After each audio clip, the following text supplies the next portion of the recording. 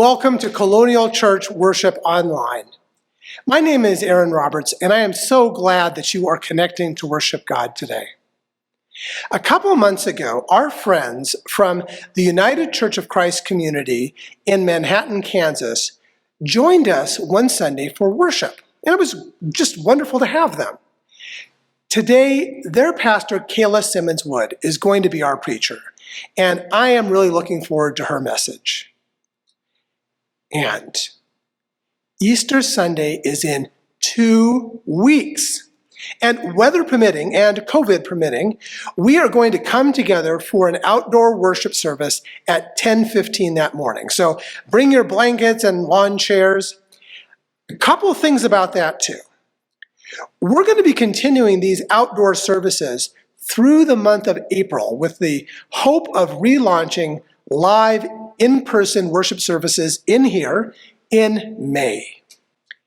And Mary Lee Battaglia is looking for people to help set up the inflatable screen and projector cart for the Sundays in April. So please let me or let her know if you would be willing to help out with that on Sunday mornings. You can find out more about our small groups and how this church community lives out its call to be a blessing in our church community's crier newsletters. Also, if you are tuned in at either 8:30 or at 10:15 on Sunday morning, please use the chat feature right now and to greet the other people who are also worshiping with you. If there is a prayer that you have that you'd like to share with our church community, please send that prayer to the email address on screen. And this is so helpful. If there is a connection card, and that link is on screen for you right now too, that connection card allows us to know who is taking part in worship each week. So if you would just take a second and fill that out, that would be wonderful.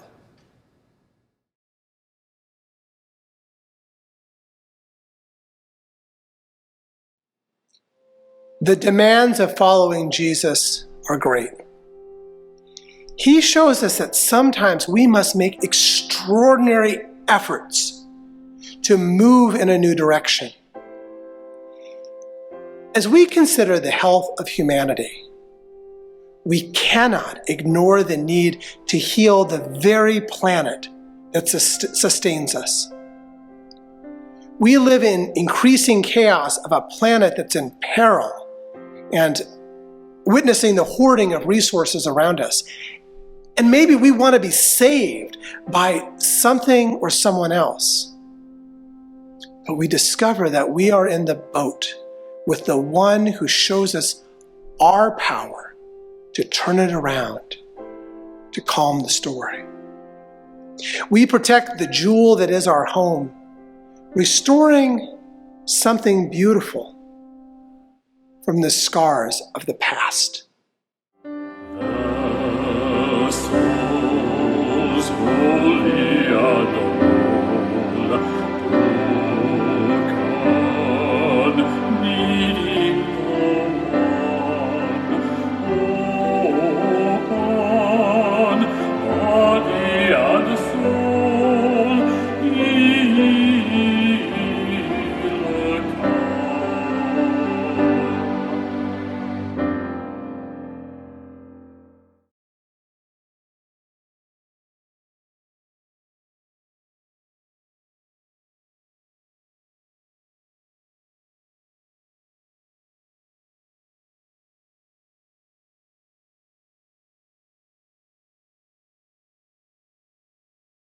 Let us acknowledge our need to restore, repair, renew our holy vessels so that we might be able to create and imagine new possibilities, new solutions. Let us pray.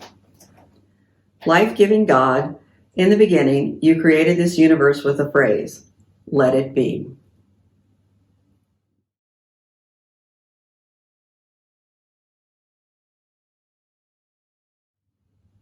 You set humanity among these wonders and invited us to care and honor all things.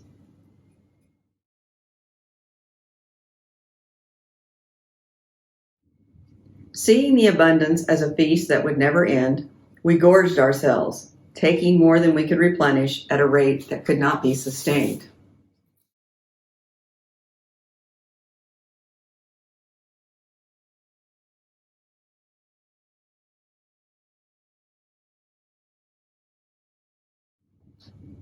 We are frightened, which is partly why we are slow to accept it.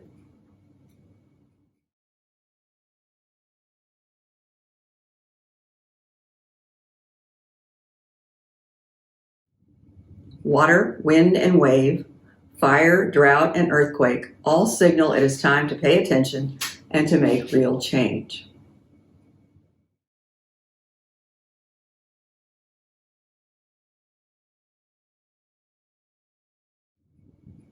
It all feels overwhelming, and so we look away, sometimes even from the small things that could make a difference for our own community.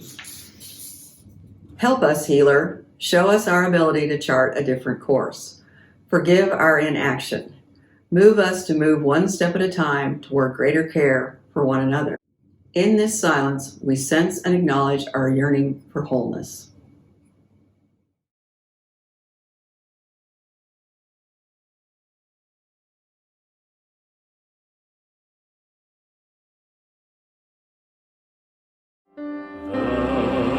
The soul's holy adore,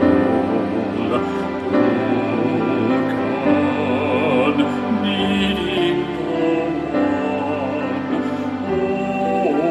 one, open, body and soul, healer come.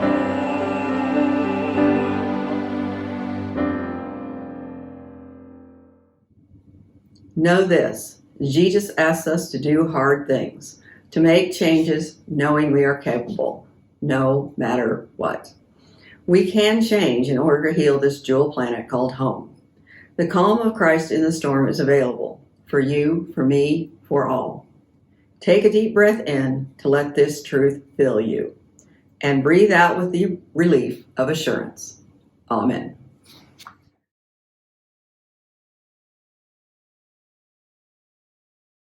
Good morning, boys and girls. It's Martha. Welcome to our children's time. This year has been very challenging. It's okay to admit that, because just because you're a person of faith doesn't mean you have to look at a global pandemic as a blessing in disguise. It doesn't make you a person of weak faith if you've had a hard time finding the silver lining in such a difficult year. And even during hard times, God is always there, working to help, working to restore. The word restore is special. It means to bring something back to its former condition. So when I think of restore at first, I always think of furniture, like your mom's favorite table and somebody puts a wet glass of water on it and leaves it for the night. And the next morning there's a ring on the furniture. Or your favorite child takes a pencil and makes raindrops on a piece of paper, but unfortunately it's stabbing holes into the tabletop.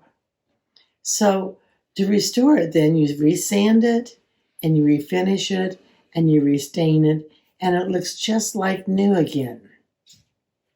And that's what restore is.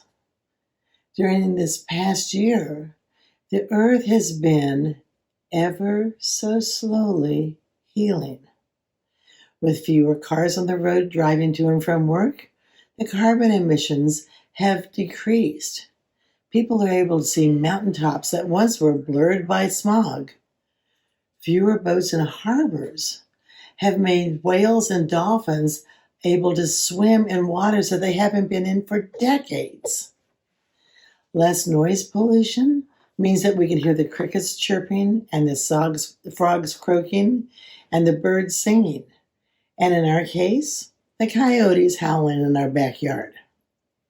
And people have played outdoors, gone on more hikes, more bike rides, picnicked in the yard more, looked at the stars more, remembering that we are not virtual, but living, breathing, laughing, loving parts of God's natural world. There is healing in that. So I want to show you this. Do you remember in VBS a few years ago when we painted rocks and they were kindness matters and pass it on? We left these hidden all over and people would find them, and we hoped that they did put them other places. Well, I like rocks. Every vacation we go on, I find the rock shop. Not many people like that, but I do. So this is a rock that I found last year in a riverbed with Carolyn Steppen and Julie Burrick. We were in Sedona in Arizona, and I thought it looked like a heart. It has made me smile. I also like shells. So this shell I found, and look at it. You can almost see through it. It's purplish. This one is tiny but perfect. This one is beautiful. It's pink on the inside. And then when you hold it up to the sunlight, you can almost see through it. This one, I wonder what animal lived in here. Because, boy, it would be well protected. This one is a conch shell. And they make conch soup out of this and conch fritters in Hawaii. They take these and they blow in this end. I'll see if I can make the noise. Hold on. It's kind of loud, isn't it? Here is a piece of coral. Now, I bought this because you're never supposed to take coral out of nature. So when we went to Alaska to the beaches, I was so surprised that I did not find a pretty shell. Alaska beaches are rocky, but look at the fun rocks. I'm the only person I know who probably mailed home rocks from Alaska. Look at that, white and red and black. This one is black on one side, but looks like a bullseye on the other. I can't figure out what this one is. It looks like it's red, but it has orange and blue inside of it. This one looks like a speckled egg. So for me, nature restores my soul. It makes me happy. It makes me joyful. We go camping a lot. And when I go camping, I always know that God is with me and I'm in God's world. So I want to encourage you to try to find ways to reconnect with nature. Look for something outside, a rock, a leaf, an acorn, a feather, and place it by your windowsill or your bedside table. And when you get ready to go to bed, just look at it and feel the peace of knowing that God has this wonderful world. It's wonderfully reassuring to know that no matter what we're going through, we can always turn to God in prayer. We can ask God's help for ourselves or others. And God, like any truly great healer, listens. God always hears our prayers. So let's say a prayer now. Loving God, we come to you with hearts, hands, minds, and souls in need of your healing touch. Heal us from the inside out so that we may reach out and help heal your world. Amen. And boys and girls, this is an exciting week. While you're watching this, I actually am on the beach in Florida, hopefully finding some beautiful shells. But tomorrow, if you're in Shawnee Mission, everybody who's been learning part-time in school and part-time at home gets to go to school. So I hope that you have a wonderful week and that we are restoring our world as we speak. Bye-bye. Have a great night or a great week. Bye-bye.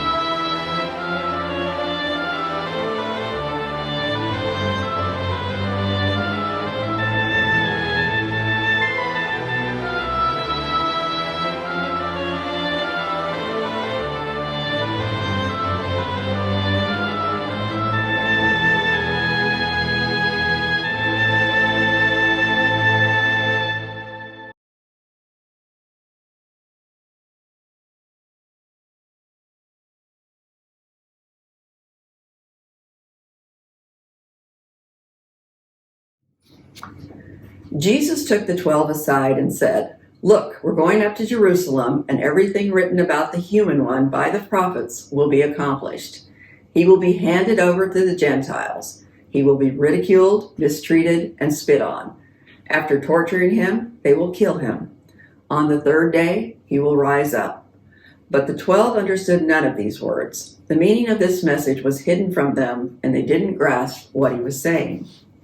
As Jesus came to Jericho, a certain blind man was sitting beside the road begging. When the man heard the crowd passing by, he asked what was happening. They told him, "Jesus the Nazarene is passing by." The blind man shouted, "Jesus, Son of David, show me mercy." Those leading the procession scolded him, telling him to be quiet, but he shouted even louder, "Son of David, show me mercy." Jesus stopped and called for the man to be brought to him. When he was present, Jesus asked, "What do you want me to do for you?" He said, "Lord, I want to see." Jesus said to him, "Receive your sight. Your faith has healed you." At once he was able to see, and he began to follow Jesus, praising God. When all the people saw it, they praised God too. Jesus entered Jericho and was passing through town. A man there named Zacchaeus, a ruler among tax collectors, was rich. He was trying to see who Jesus was, but being a short man, he couldn't see for the crowd. So he ran ahead and climbed up a sycamore tree so he could see Jesus, who was about to pass that way. When Jesus came to that spot, he looked up and said, "Zacchaeus, come down at once. I must stay in your home today." So Zacchaeus came down at once, happy to welcome Jesus. Everyone who saw this grumbled, saying, "He has gone to be the guest of a sinner." Zacchaeus stopped and said to the Lord, "Look, Lord, I give half of my possessions to the poor, and if I have cheated anyone, I repay them 4 times as much." Jesus said to him, "Today salvation has come to this household because he too is a son of Abraham. The human one came to seek and save the lost." The grandma watches from the sidelines as her 6-year-old granddaughter sits down next to another kid, a stranger, at the playground. And the child says, "I need a friend. Will you play superheroes with me?" The mom holds her 4-year-old son in her lap in a darkened theater. It's his first time going to the movies, and he had been so excited, but once the movie started, he got totally overwhelmed. And so now the mom has just been quietly whispering encouraging words to him for over a half an hour, and he's had his ups and downs, but now he's reached a breaking point, and he screams out loud enough for everyone to hear, "Get me out of here! Get me out of here now!" The preschool teacher turns around and notices something unusual on their walk. One of the 2-year-olds has decided to just sit right down in the middle of the sidewalk. She's still holding on to her walk buddy's hand. And so the teacher bends down to ask why she's sitting, and the little girl looks up at her with those feverish eyes that kids get when they're sick, and she says, "I don't feel good. I sit down." It's 3 a.m. The new dad wakes up with a jolt. The baby is crying again. He pauses and he listens for a minute to see if the baby will settle, but the cry is insistent. And the dad recognizes this. It's a "I need to eat right now" kind of cry. He's only 2 months into this parenting gig, and he already knows that there are hungry cries, tired cries, "my diaper is wet" cries. His feet hit the floor, and he's off to help. Children's ministers everywhere breathed a sigh of relief this week when they consulted the lectionary, because last week's Bible story about the rich man and Lazarus in Hades was kind of a tricky one for Sunday school. But this week's story is about Zacchaeus. Whew. This is a children's story. We even have a Bible song about it. Thank goodness. Zacchaeus is beloved by children and by Sunday school teachers alike because it is such a great story for kids. There's something about this short grown-up who climbs trees that is so relatable, right? The funny thing is, though, kids aren't really the ones who need the reminders that this story provides. It's a story about vulnerability and expressing need and having those needs met.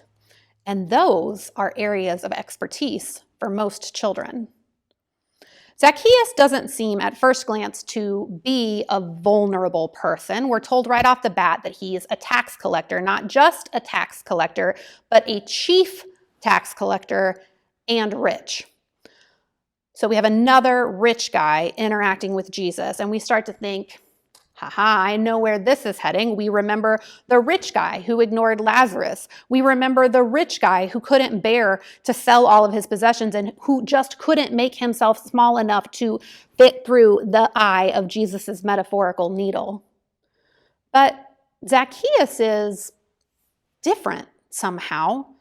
We aren't told his motivations, but he wants to see Jesus. And since the crowds were thick, and since drones hadn't been invented yet, he had to find a way to get up higher to see. And so he scampers up a tree, and apparently his desire to see Jesus was so great that he didn't mind looking a little silly out in public. I don't think that he ever imagined that Jesus would notice him up there in that tree, and I wonder how he felt when this famous teacher, this stranger, stopped on the side of the road and singled him out and looked up and said, "Zacchaeus, you got to come down from there. I need to go over to your house today." His enthusiasm for seeing Jesus led to Jesus seeing him, not just seeing him, mind you, but coming over to his house. Zacchaeus is an interesting character because we are told just enough about him to really pique our curiosity. I have often heard him described as this kind of mean old tax collector that was ostracized by his community. The story goes that this encounter with Jesus changed him and he decides to become more honest in his profession. And the restoration then that Jesus speaks about at the end of the story is about Zacchaeus' repentance and the grace that is extended to him. But there's another way to read this story too. Biblical scholar Robert Williamson Jr. says that we don't actually know that Zacchaeus is dishonest. It's possible that he's doing his job as fairly as he can, but still disliked by the community because, hey, nobody likes the tax man. The NRSV says he's going to give half of what he has to the poor, but the original Greek there is actually in the present tense. So instead, I'm going to give half of what I have to the poor. The Greek says, I give half of what I have to the poor, and if I cheat anyone, I do my best to make it right. It's something he's already doing. And when you read it this way, it's not so clear that Zacchaeus is repenting here at all. Instead, it sounds a bit more like he's defending himself against the grumblings of the crowd who don't understand why Jesus would single out this tax collector of all people for friendship. If this is the case, then the restoration that Jesus speaks of at the end of the story might be a restoration of Zacchaeus to the community. Here, Jesus says, this man may be a tax collector, but he is also just a person trying to do his best. He's a part of your community. He matters and he is worthy of love. Whichever way we choose to read Zacchaeus, his life is altered by this encounter with Jesus on the side of the road in Jericho. He goes out on an actual limb to encounter Jesus, and when he opens himself up in this way, when he makes himself vulnerable, Jesus enters into his need and offers restoration, healing, transformation.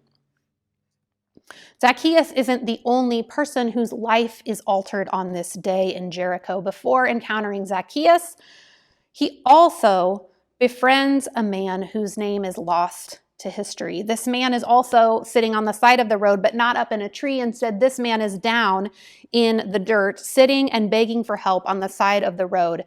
And it feels to me like a prelude to Palm Sunday. Jesus comes into town and the crowd gathers for a parade. And over the din of the crowd, one voice rises above the rest: "Jesus, Son of David, have mercy on me." Neighbors who are gathered nearby tell the blind man sitting on the side of the road to hush up. There's no need to make a scene. He's coming down the road. He's going to be here soon. Just shh. But the man yells out again, even louder: "Jesus, Son of David, have mercy on me." Where Zacchaeus didn't seem vulnerable at a first glance, this man wears vulnerability on his sleeve. As a blind person in the ancient world, he would have been utterly dependent on the community for support and care. Are we surprised then that he would so passionately and loudly cry out for Jesus to help? Like Zacchaeus, he is willing to make a spectacle of himself, and it makes other people uncomfortable. Like Zacchaeus, he also captures Jesus' attention. Jesus approaches the man and says to him quite simply, "What do you want me to do for you?" Hearing this, the man goes big. He asks for it all. He asks for his sight to be restored. He isn't afraid to ask for what he really wants, what he really needs, and he believes somehow that Jesus can make this happen, and so he asks. And his life is transformed. Jesus enters into his need and offers restoration, healing, transformation. Restoration, healing, and transformation. Jesus offers them without reservation. His model is the reason we continue to do our level best to share hope, to create justice, to meet basic needs in our own communities and the world. We see how Jesus did it, and we feel called to try and do the same, to speak up against injustice, to amplify the voices of those who aren't heard, to build a better world for all people, no exceptions. I know that so many of us are doers. Tell me what to do, Jesus, and I'm on it. I will write a check. I will call my elected representatives. I will give my time. I will show up at that rally. Heck, if you need it, Jesus, if you really, really need it, I will even serve on that committee. I sometimes wonder if we get so caught up in the doing that we forget that we not only serve because of Christ, we serve through Christ's power. We are able to creatively resist, build, change, minister through the strength that Christ pours into us. We could not do this work on our own. We are enabled to do it by the one who walked the road to Jerusalem, the one who withstood the overwhelming cheers and jeers, the one who paused and made time to enter into relationship on the side of so many roads, the one who always stood with the marginalized, the one who sought out the vulnerable and restored them to community. This same one is with us here and now. This same one comes to us when we are vulnerable, weary, weak, needy, and supports us each and every day. When we are able to follow in the blind man's footsteps, in Zacchaeus' footsteps, and be bravely vulnerable. When we scamper up a tree to encounter Jesus or shout out for help, even though people around us tell us to simmer down. When we are able to ask for what we need, like the 6-year-old on the playground, the overwhelmed 4-year-old at the movies, the 2-year-old who sat down because she wasn't feeling well, the baby who needs to eat at 3 a.m. When we seek Christ, Christ will not leave us hanging.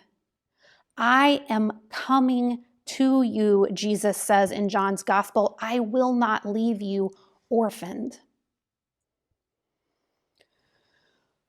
What do you want me to do for you? Jesus says to the blind man. And friends, I believe this with my heart to be true. Christ quietly asks the same question of each of us when we turn to him in our honest, real, vulnerable need. What do you want me to do for you?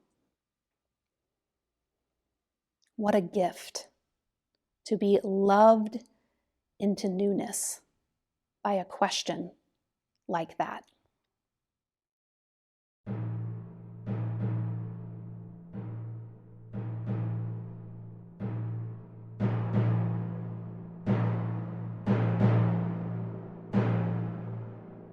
O Lord of all the living, both banished and restored, compassionate, forgiving, and ever-caring Lord, grant now that for transgressions our faithlessness may cease. Stretch out your hand in blessing, in pardon, and in peace.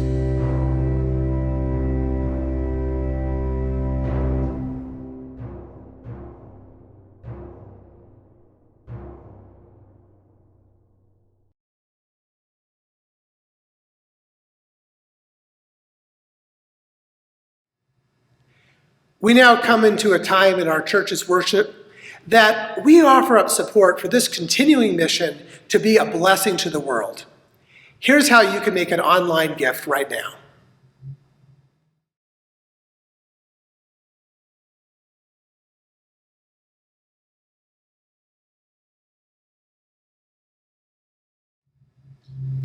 Today we are receiving our special offering for 1 great hour of sharing. The focus of this year's offering is to ensure fresh, safe drinking water in all communities around our planet.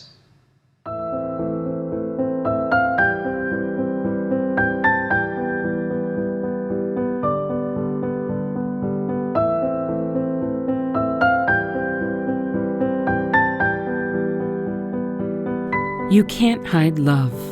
It shows up where you least expect it, in places where food is scarce, in the rubble of a disaster's aftermath, where water is hard to come by, where home is a tent in a foreign land, in the middle of a pandemic. Love seeks us out. 1 great hour of sharing has sought to minister to people in need all over the world for more than 70 years.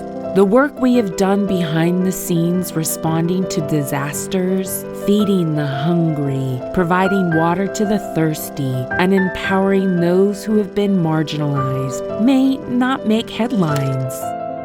But eventually, you just can't hide love. Join us in our pursuit to show God's love all over the world. Give to 1 great hour of sharing.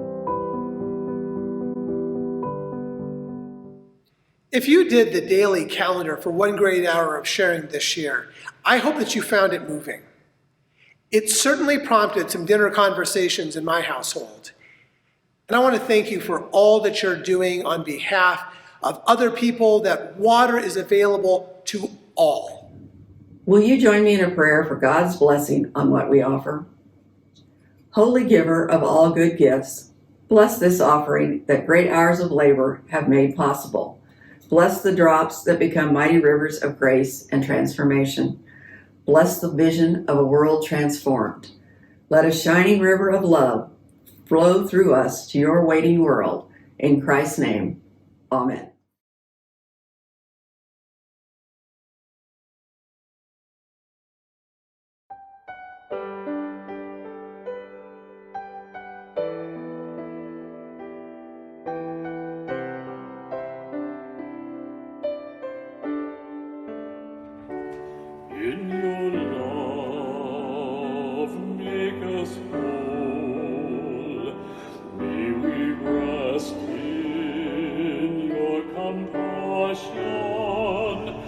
from the lost weary soul. In the warmth of your love, may your peace fill our hearts. May we know the love of Jesus. By your grace you console. Make us holy. Make us whole.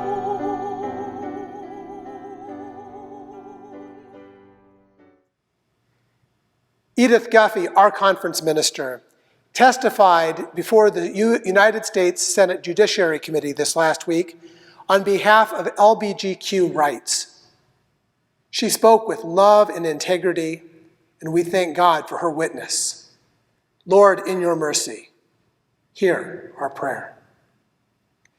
Janet Weiblin's daughter, Lisa, and her significant other, Todd, they both have COVID. And they have both decided not to go to the hospital. And Janet, of course, is very concerned, and she asked for us to hold them close to God's care with our prayers. So we do. Lord, in your mercy, hear our prayers. Sarah Hendren's son, Chris, had a seizure this past week, and he was unconscious for 10 minutes and is thankfully now doing well enough to resume his normal activities. However, he will not be able to drive for 6 months as he is receiving treatment. We do thank God for the healing that he's received and for his continued recovery. Lord, in your mercy, hear our prayer. We continue to hold Julie Lutman's brother Chris in our prayers as his struggle with COVID has been very, very difficult, and he is still acutely in critical condition. May God's hope, spirit be with him as their family holds him in prayer. Lord, in your mercy, hear our prayer.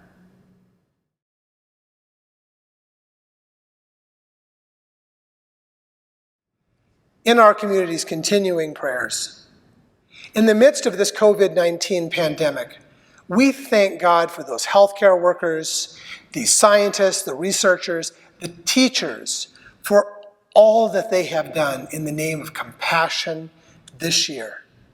May God's Spirit be with them always. And as we continue to experience an epidemic of gun violence in our nation, we pray for God's Spirit to empower us to change this broken world and to end the needless deaths caused by this plague. And we pray for caregivers and for anybody who's living with dementia.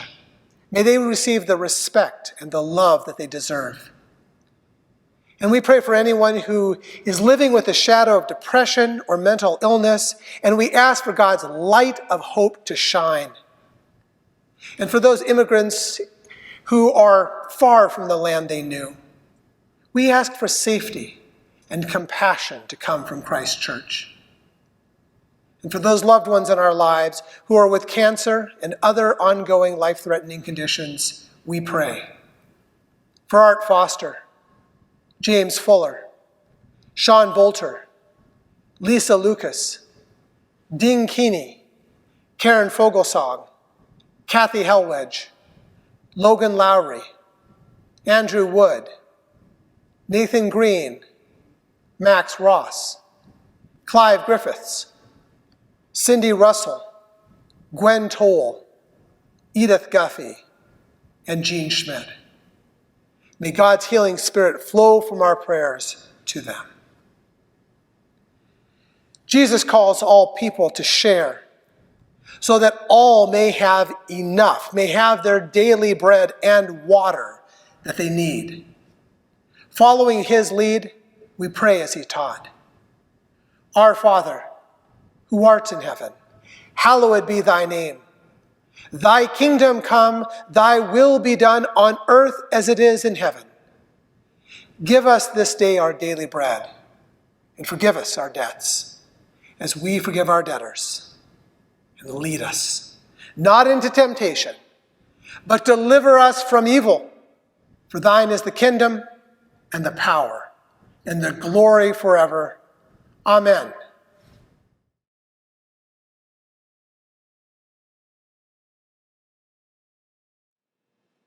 I want to thank Kayla for proclaiming a word of God with us today. Next Sunday is Palm Sunday. And over these past few weeks in Lent, we focused on our recovery from the hurts of this past year. Next week, our focus will shift more towards getting back on our feet. That God has given us the authority to do amazing things. This has been a long year, and we've got some collective recovery yet to do. But our walk in love continues as our mission to be a blessing continues. There are some good days ahead. So let's remake our covenant with God and with one another to get back up on our feet and continue the walk. We covenant to do this each week. And even if you're not at a point in your life where you feel like you're ready to make that vow, that's fine. Please receive the words of this covenant as a blessing and also as a prayer that someday you will join us. We covenant with the Lord and with one another, and do bind ourselves in the presence of God to walk together in Christian love. We seek to worship God in spirit and in truth, and to love our neighbors as ourselves. With God's help, we will honor Colonial Church in our conduct, support its program, and extend the influence of Christ throughout the world. Our time of worship is now over. But our service to be a blessing continues now. So go in peace and live your life passionately and love faithfully and celebrate. Celebrate every moment that you've got from now until your life's finale. Because our God of resurrecting grace goes with you and in you always. Amen.